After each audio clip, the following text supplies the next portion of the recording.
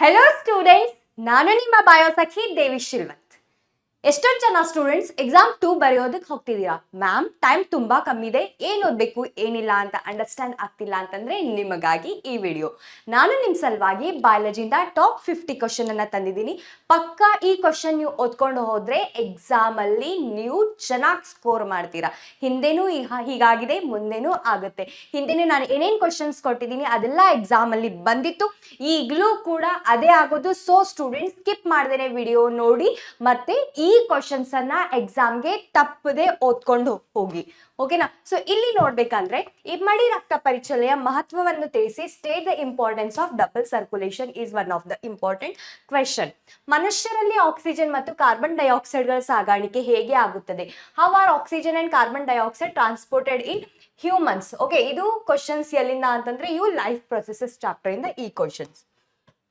ಕಪ್ಪೆಗಳು ಮತ್ತು ಹಲ್ಲಿಗಳ ದೇಹದ ಉಷ್ಣತೆಯ ವಾತಾವರಣದ ಉಷ್ಣತೆಯ ಮೇಲೆ ಅವಲಂಬಿತವಾಗಿದೆ, ಸಮರ್ಥಿಸಿ ಅಂತ.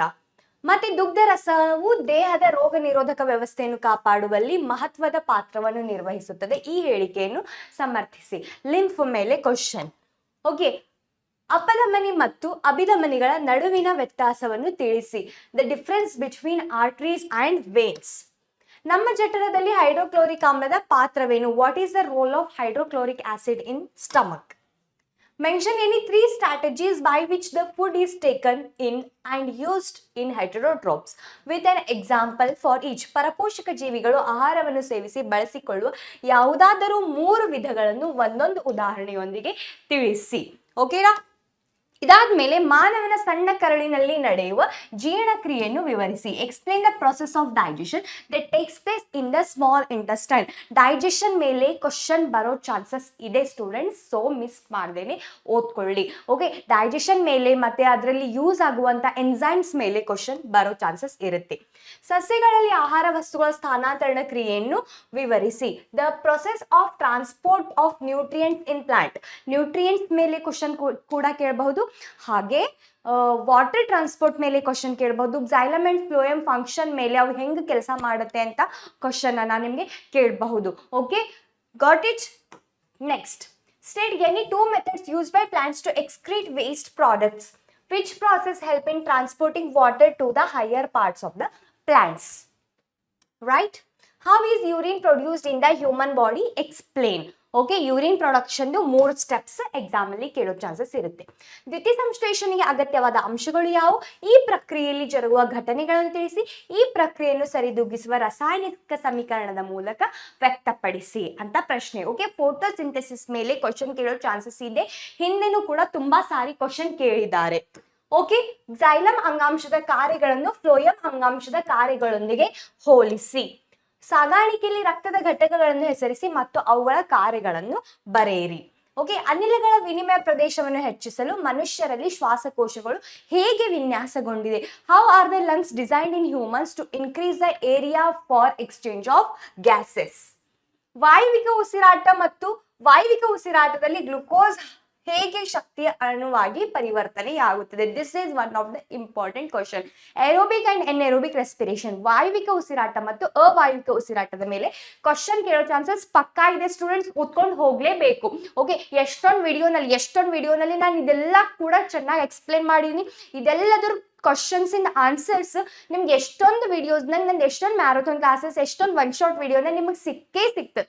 ಓಕೆ, ಸೊ ಹೋಗಿ ಆ ವಿಡಿಯೋನ ನೀವು ಓದ್ಕೊಂಡ್ರಿ ನೋಡ್ಕೊಂಡ್ರಿ ಅಂತಂದ್ರೆ ನಿಮ್ಗೆ ಇದೆಲ್ಲ ಕ್ವಶನ್ ಇನ್ ಆನ್ಸರ್ ಸಿಕ್ಬಿಡ್ತದೆ. ಮುಂದಿನ ಕಂಟ್ರೋಲ್ ಅಂಡ್ ಕೋಆರ್ಡಿನೇಷನ್ ಚಾಪ್ಟರ್, ನಿಯಂತ್ರಣ ಮತ್ತು ಸಹಭಾಗಿತ್ವ ಚಾಪ್ಟರ್. ಇಲ್ಲಿ ನೋಡಮ್ಮಿ ಯಾವ್ಯಾವ ಪ್ರಶ್ನೆ ಬರ್ತಾವಂತ. ಕೇಂದ್ರ ನರವ್ಯೂಹ ಮತ್ತು ಪರಿಧಿ ನರವ್ಯೂಹದ ನಡುವಣ 2 ವ್ಯತ್ಯಾಸಗಳನ್ನು ಬರೆಯಿರಿ. ಸೆಂಟ್ರಲ್ ನರ್ವಸ್ ಸಿಸ್ಟಮ್ ಮತ್ತೆ ಪೆರಿಫೆರಲ್ ನರ್ವಸ್ ಸಿಸ್ಟಮ್ ಮೇಲೆ ಕ್ವಶನ್ ಬರೋ ಚಾನ್ಸಸ್ ಇರ್ತದ. ಇದಕ್ ಬಿಟ್ಟು ಮತ್ತೆ ಇದು ನೋಡ್ರಿ, ಇದು ಇಂಪಾರ್ಟೆಂಟ್ ಕ್ವಶನ್. ಇದು ನೀವು ಮಿಸ್ ಮಾಡಪ್ಲೇನೆ ಇಲ್ಲ. ಯಾವುದು ಅಂತಂದ್ರ ಹ್ಯೂಮನ್ ಹಾರ್ಮೋನ್ ಮತ್ತು ಪ್ಲಾಂಟ್ ಹಾರ್ಮೋನ್ ಮೇಲೆ. ಹ್ಯೂಮನ್ ಹಾರ್ಮೋನ್ ಮತ್ತು ಪ್ಲಾಂಟ್ ಹಾರ್ಮೋನ್ ಮೇಲೆ ಪಕ್ಕಾ ಕ್ವಶನ್ ಬಂದೇ ಬರ್ತದೆ ಸ್ಟೂಡೆಂಟ್ಸ್, ನೀವು ಓದ್ಕೊಂಡು ಹೋಗ್ಲೇಬೇಕು. ಓಕೆನಾ? ಸೊ ಆಕ್ಸಿನ್ ಮತ್ತು ಸೈಟೋಕೈನಿನ್ ಫಂಕ್ಷನ್ ಕೇಳಬಹುದು, ಜಿಬರ್ಲಿನ್ಸ್ ಕೇಳಬಹುದು, ಅಂಡ್ ಇಥೈಲಿನ್ ಕೇಳಬಹುದು, ಅಬ್ಸಿಸಿಕ್ ಆಸಿಡ್ನು ಕೇಳಬಹುದು. ಇದಷ್ಟೇ ಅಲ್ಲದೆ ಹ್ಯೂಮನ್ ಹಾರ್ಮೋನ್ಸ್ ಮೇಲೂ ನಿಮಗೆ ಕ್ವಶನ್ ಬರ್ತದ, ಮಿಸ್ ಮಾಡ್ಲಾರ್ದೇನೆ ಓದ್ಕೊಳ್ಳಿ. ಮೆದುಳಿನ ಆಲೋಚನಾ ಪ್ರಕ್ರಿಯೆಗಿಂತಲೂ ಪರಾವರ್ತಿತ ಚಾಪದ ಕಾರ್ಯನಿರ್ವಹಣೆಯು ಹೆಚ್ಚು ಪರಿಣಾಮಕಾರಿಯಾಗಿದೆ. ಈ ಹೇಳಿಕೆಯನ್ನು ವೈಜ್ಞಾನಿಕ ವಿವರಣೆಯೊಂದಿಗೆ ಸ್ಪಷ್ಟಪಡಿಸಿ. ರಿಫ್ಲೆಕ್ಸ್ ಆಕ್ಷನ್ ಮೇಲೆ, ರಿಫ್ಲೆಕ್ಸ್ ಆರ್ಕ್ ಮೇಲೆ ಕ್ವಶನ್ ಬರೋ ಚಾನ್ಸಸ್ ಇರ್ತದ ಎಕ್ಸಾಮ್ನಾಗ.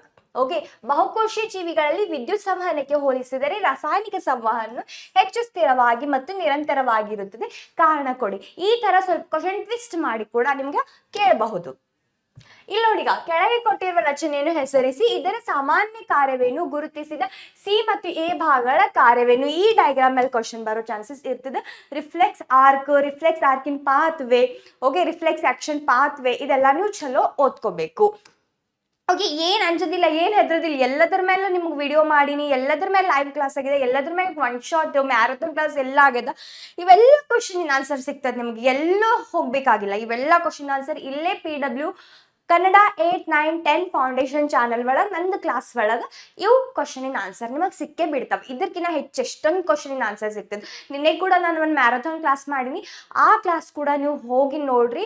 ನಿಮ್ದು ಎಕ್ಸಾಮಿನ ಪೂರ್ತಿ ಎಲ್ಲ ಏನೇನು ಪ್ರಾಬ್ಲಮ್ ಅದ ಎಲ್ಲ ಪ್ರಾಬ್ಲಮಿಗೆ ಸೊಲ್ಯೂಷನ್ ಆ ವಿಡಿಯೋನ ಸಿಗ್ತದೆ. ಓಕೆ, ಆರಾಮಾಗಿ ಓದ್ಕೊಳ್ಳಿ. Name the hormones that control the following activities in humans. Human hormone ಮೇಲೆ ಕ್ವಶನ್ ಕೊಡ್ತಾರೆ.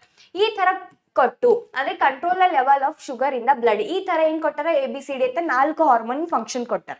ಸೊ ಫಂಕ್ಷನ್ ಕೊಟ್ಟು ಹಾರ್ಮೋನ್ ಹೆಸರು ಬರೀರಿ ಅಂತೂ ಕೊಡ್ಬೋದು, ಅಥವಾ ಹಾರ್ಮೋನ್ ಹೆಸರು ಕೊಟ್ಟು ಆ ಹಾರ್ಮೋನಿನ ಫಂಕ್ಷನ್ ಬರೀರಿ ಅಂತೂ ಕೊಡ್ಬೋದು, ಅಥವಾ ಹಾರ್ಮೋನ್ ಹೆಸರು ಕೊಟ್ಟು ಅದು ಯಾವ ಗ್ರಂಥಿ ಯಾವ ಗ್ಲ್ಯಾಂಡ್ ಇಂದ ಅದು ಸಿಕ್ರೀಟ್ ಆಗ್ತದ ಅನ್ನೋ ಕ್ವಶನ್ ಕೊಡಬಹುದು. ಅಥವಾ ಗ್ಲ್ಯಾಂಡ್ ಹೆಸರು ಕೊಟ್ಟು ಈ ಗ್ಲ್ಯಾಂಡ್ ಇಂದ ಯಾವ ಹಾರ್ಮೋನ್ ಸಿಕ್ರೀಟ್ ಆಗ್ತದ ಅನ್ನೋ ಕ್ವಶನ್ ಕೊಡಬಹುದು. ಅಂದ್ರೆ ಹಾರ್ಮೋನ್ ಮೇಲೆ ಈ ವಿಧದಲ್ಲಿ ಕ್ವಶನ್ ಬರ್ತದ ಅಂತ ನಾನು ನಿಮ್ಗೆ ಹೀಗೆ ರೆಡಿ ಮಾಡಿಸ್ತೀನಿ. ನೀವು ಹಾರ್ಮೋನ್ ಮ್ಯಾಗಿಂದು ಕ್ವಶನ್ಸ್ ಓದ್ಕೊಳ್ಳೇಬೇಕು. ಹಾರ್ಮೋನ್ ಕಾನ್ಸೆಪ್ಟ್ ಸ್ಕಿಪ್ ಮಾಡೋದಿಲ್ಲ. ಓಕೆನಾ students? Reflective arcs can be considered more effective for rapid responses justified.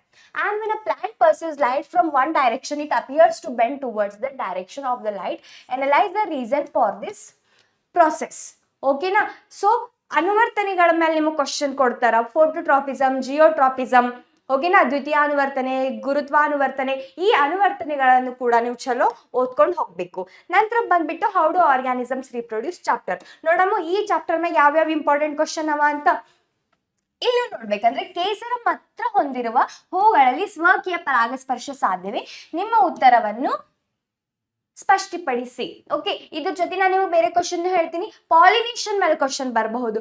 Self pollination, cross pollination difference ಮೇಲೆ ಕ್ವಶನ್ ಕೊಡಬಹುದು. ಓಕೆನಾ? What is the difference between self and cross pollination? ಸ್ವಕೀಯ ಪರಾಗಸ್ಪರ್ಶ ಮತ್ತು ಪರಕೀಯ ಪರಾಗಸ್ಪರ್ಶದ ನಡುವಣ ವ್ಯತ್ಯಾಸವನ್ನು ಬರೆಯಿರಿ ಅಂತ ಪ್ರಶ್ನೆ ನಿಮಗೆ ಕೇಳ್ತಾರೆ. ಓದ್ಕೋಬೇಕು. ಓಕೆ, ಮನುಷ್ಯರಲ್ಲಿ ವೃಷಣಗಳು ಯಾವ ಕಾರ್ಯವನ್ನು ನಿರ್ವಹಿಸುತ್ತವೆ? What function do the testicles perform in humans? Okay, ಕೇಳ್ತಾರೆ, ಈ ಕ್ವಶನ್ ಕೇಳ್ತಾರೆ. ಓಕೆ, ಕೇಳದೆ ಏನು ಜನನ ಪೂರ್ವ ಲಿಂಗ ನಿರ್ಧರಿಸುವಿಕೆಯನ್ನು ಮಾಡಬಾರದು, ಈ ಹೇಳಿಕೆಯನ್ನು ಸಮರ್ಥನೆ ನೀಡಿ. ಓಕೆ, ಋತುಚಕ್ರ ಏಕೆ ಉಂಟಾಗುತ್ತದೆ? Menstrual cycle one of the important question ಕೇಳ್ತಾರೆ. ಇದ್ರ ಮೇಲೆ ಕ್ವಶನ್ ಕೇಳ್ತಾರೆ.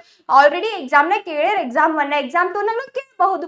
ಓಕೆ, ಅವ್ರ ಕೆಲಸ ಕ್ವಶನ್ ಕೇಳೋದದ, ನಿಮ್ ಕೆಲಸ ಓದೋದದ. ಓದ್ರಿ, ಎಕ್ಸಾಮ್ ಚಲೋ ಮಾಡ್ರಿ. ಓಕೆನಾ? ಸ್ತ್ರೀಯರಲ್ಲಿ ಫಲಿತಗೊಂಡ ಅಂಡವನ್ನು ಬರಮಾಡಿಕೊಳ್ಳಲು ಗರ್ಭಕೋಶವು ಹೇಗೆ ಸಿದ್ಧವಾಗುತ್ತದೆ? ಒಂದು ವೇಳೆ ಅಂಡವು ಫಲಿತಗೊಳ್ಳದಿದ್ದರೆ ಏನಾಗುತ್ತದೆ ವಿವರಿಸಿ ಅಂತ ಪ್ರಶ್ನೆ. ಓಕೆನಾ students? One of the important question, skip ಮಾಡಬೇಡಿ ಕ್ವಶನಿಗೆ. Okay, how is budding process in Hydra different from Bryophyllum? Okay, asexual reproduction ಮೇಲೆ, ಅಲೈಂಗಿಕ ಸಂತಾನೋತ್ಪತ್ತಿ ಮೇಲೆ ಪಕ್ಕಾ ಕ್ವಶನ್ ಬರ್ತದೆ. ಅದ್ರಾಗ್ನು ಮತ್ತೆ ವೆಜಿಟೇಟಿವ್ ರಿಪ್ರೊಡಕ್ಷನ್ ಮೇಲೆ ಪಕ್ಕಾ ಕ್ವಶನ್ ಬರ್ತದೆ. Okay, vegetative propagation, okay, vegetative propagation ಮೇಲೆ ಕ್ವಶನ್ ಬರುತ್ತೆ. ಕಾಯಜ ರೀತಿಯ ಸಂತಾನೋತ್ಪತ್ತಿ ಮೇಲೆ ಪಕ್ಕಾ ಕ್ವಶನ್ ಬರೋ ಚಾನ್ಸಸ್ ಇರುತ್ತೆ. ಓಕೆ, ಅಸೆಕ್ಷುವಲ್ ರಿಪ್ರೊಡಕ್ಷನ್, ಅಲೈಂಗಿಕ ಸಂತಾನೋತ್ಪತ್ತಿ ಎಲ್ಲಾ ವಿಧಗಳು ಕೂಡ ನೀವು ಓದ್ಕೋಬೇಕು. ಎಲ್ಲಾ ಟೈಪ್ಸ್ ಓದ್ಕೊಳ್ರಿ. ಎಕ್ಸಾಂಪಲ್ ಕೆ ಸಾಥ್ ಲಿಂಗಾಣುಕೋಶಗಳು ಅರ್ಧದಷ್ಟು ಪ್ರಮಾಣದ DNA ಹೇಗೆ ಪಡೆಯುತ್ತವೆ? ಈ ಪ್ರಕ್ರಿಯೆಯ ಅಗತ್ಯವೇನು? ಸ್ತ್ರೀಯರಲ್ಲಿ ನಿಷೇಚನಗೊಂಡ ಅಂಡಾಣು ಭ್ರೂಣವಾಗಿ ಬೆಳೆಯುವುದನ್ನು ವಿವರಿಸಿ. Okay, embryo development. Okay, how explain the stages in which fertilized egg develops into an embryo ಮೇಲೆ ಕ್ವಶನ್ ಬರೋ ಚಾನ್ಸಸ್ ಇರುತ್ತೆ. ತುಂಬಾ ಸಾರಿ ಕೇಳಿದ್ದಾರೆ, ಕೇಳಬಹುದು. ಮುಂದೆ ಮಾನವರಲ್ಲಿ ಗರ್ಭ ನಿರೋಧಕ ಶಸ್ತ್ರಕ್ರಿಯಾ ವಿಧಾನಗಳನ್ನು ಬಳಸಿ ಗರ್ಭಧಾರಣೆಯನ್ನು ಹೇಗೆ ತಡೆಗಟ್ಟಬಹುದು? ಕಾಂಟ್ರಾಸೆಪ್ಟಿವ್ಸ್ ಮೇಲೆ, ಸೆಕ್ಷುವಲಿ ಟ್ರಾನ್ಸ್ಮಿಟೆಡ್ ಡಿಸೀಸ್ ಮೇಲೆ ಕ್ವಶನ್ ಬರೋ ಚಾನ್ಸಸ್ ಇರುತ್ತೆ. ಯಾಂತ್ರಿಕ ಗರ್ಭ ನಿರೋಧಕ ವಿಧಾನಕ್ಕಿಂತ ಶಸ್ತ್ರಕ್ರಿಯಾ ವಿಧಾನದಿಂದ ಗರ್ಭಧಾರಣೆ ನಿಯಂತ್ರಿಸುವುದು ಒಂದು ಉತ್ತಮ ವಿಧಾನ. ಏಕೆ? ಪರಾಗಸ್ಪರ್ಶ ನಿಷೇಚನಕ್ಕಿಂತ ಹೇಗೆ ಭಿನ್ನವಾಗಿದೆ? ಈ ಹೇಳಿಕೆಯನ್ನು ಸಮರ್ಥಿಸಿ. ಜರಾಯು ಎಂದರೇನು? What is ಪ್ಲಸೆಂಟಾ? ಪ್ಲಸೆಂಟಾ ಮೇಲೆ ಕ್ವಶನ್ ಬರೋ ಚಾನ್ಸಸ್ ಇರುತ್ತೆ. ಇದರ ಕಾರ್ಯವೇನು? ಓಕೆ, ಫಂಕ್ಷನ್ ಮೇಲೆ ಕ್ವಶನ್ ಬರುತ್ತೆ. ಮಾನವನ ದೇಹದಲ್ಲಿ ವೃಷಣಗಳು ಕಿಬೋಟೆಯ ಹೊರಗೆ ವೃಷಣ ಚೀಲದಲ್ಲಿ ಇರುತ್ತವೆ. In the human body the testicles are located outside the abdomen in the scrotum. Why ಅಂತ ಪ್ರಶ್ನೆ. ಈ ಕ್ವಶನ್ ಬಹಳ ಇಂಪಾರ್ಟೆಂಟ್, ಓದ್ಕೊಳ್ಳಿ. ಓಕೆ, ಮನುಷ್ಯರಲ್ಲಿ ಹೆಣ್ಣು ಸಂತಾನೋತ್ಪತ್ತಿ ವ್ಯೂಹದ ಪ್ರತಿಯೊಂದು ರಚನೆ ಮತ್ತು ಕಾರ್ಯವನ್ನು ವಿವರಿಸಿ. ಓಕೆ, ಇದು ಓದ್ಕೋರಿ. ಇದ್ರ ಡಯಾಗ್ರಾಮ್ ಕೂಡ ಪ್ರಾಕ್ಟೀಸ್ ಮಾಡಿ. ಡಯಾಗ್ರಾಮ್ ಕೂಡ ಪ್ರಾಕ್ಟೀಸ್ ಮಾಡ್ರಿ. ಓಕೆ, ಡಯಾಗ್ರಾಮ್ನು ಎಲ್ಲ ಯಾವ್ಯಾವ ಇಂಪಾರ್ಟೆಂಟ್ ಅವ ಅಂತ ನಾನು ಅದ್ರ ಮೇಲೆ ಒಂದು ವಿಡಿಯೋ ಮಾಡೀನಿ, ನೀವು ಬೇಕಾದ್ರೆ ಹೋಗಿ ನೋಡಿ. ಹೆರಿಡಿಟಿ ಮೇಲೆ ನೋಡ್ಬೇಕಂದ್ರೆ ಕ್ವಶನ್, ತಂದೆಯೊಬ್ಬನೇ ಮಗುವಿನ ಲಿಂಗವನ್ನು ನಿರ್ಧರಿಸಲು ಹೊಣೆಗಾರನಾಗುವನು ಏಕೆ? ಸೆಕ್ಸ್ ಡಿಟರ್ಮಿನೇಷನ್ ಬಗ್ಗೆ. ಓಕೆ, ಸೆಕ್ಸ್ ಡಿಟರ್ಮಿನೇಷನ್ ಬಗ್ಗೆ, ಲಿಂಗ ನಿರ್ಧರಣೆ ಬಗ್ಗೆ ಕ್ವಶನ್ ಕೇಳ್ತಾರೆ. ಓಕೆ, ಮೆಂಡಲ್ರ ಪ್ರಕಾರ ಪ್ರಬಲ ಮತ್ತು ದುರ್ಬಲ ಗುಣಗಳೆಂದರೇನು? ಮೆಂಡಲ್ರ ಪ್ರಕಾರ ಪ್ರಬಲ ಮತ್ತು ದುರ್ಬಲ ಗುಣಗಳು ಎಂದರೇನು? Okay, dominant and recessive trades.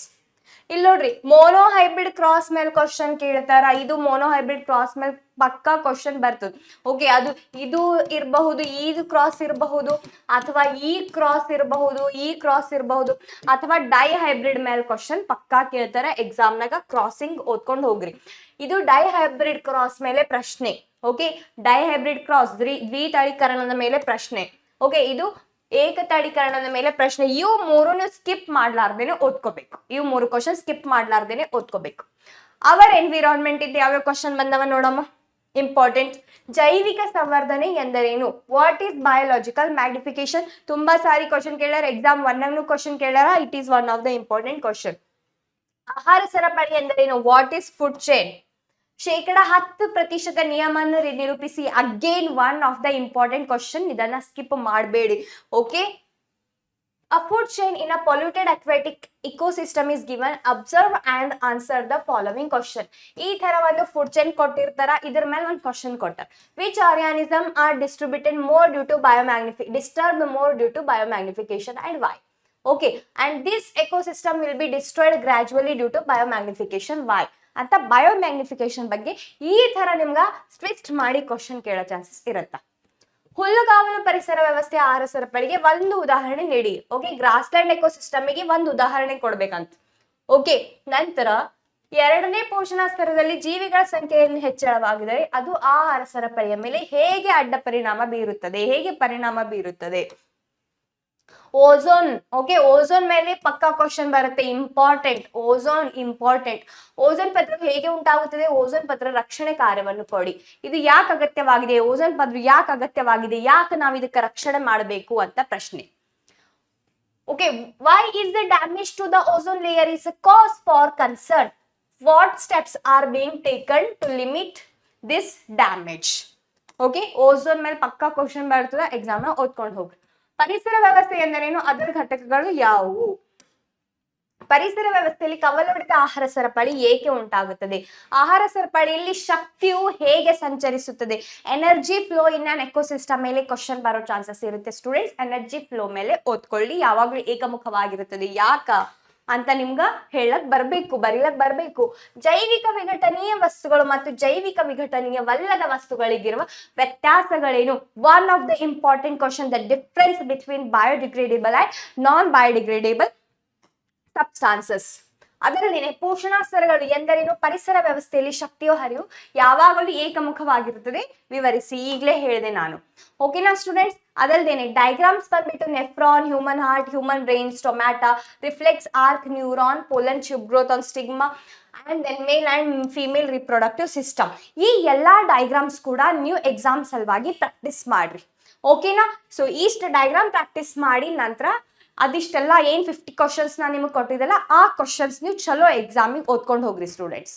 ನಿಮ್ ಎಕ್ಸಾಮ್ ಪಕ್ಕಾ ಚಲೋ ಹೋಗ್ತದೆ. ಇದಕ್ ಬಿಟ್ಟು ನಿಮ್ಗೆ ಯಾವ್ಯಾವ ತರ ವಿಡಿಯೋಸ್ ಬೇಕಾಗ್ಯಾವ, ನಿಮ್ಗೆ ಯಾವ್ಯಾವ ಕಾನ್ಸೆಪ್ಟ್ ಮೇಲೆ ವಿಡಿಯೋ ಬೇಕಾಗ್ಯಾವ ಅಂತ ಕಮೆಂಟ್ ಬಾಕ್ಸ್ ನಲ್ಲಿ ತಿಳಿಸಿ. ಓಕೆನಾ? Thank you so much.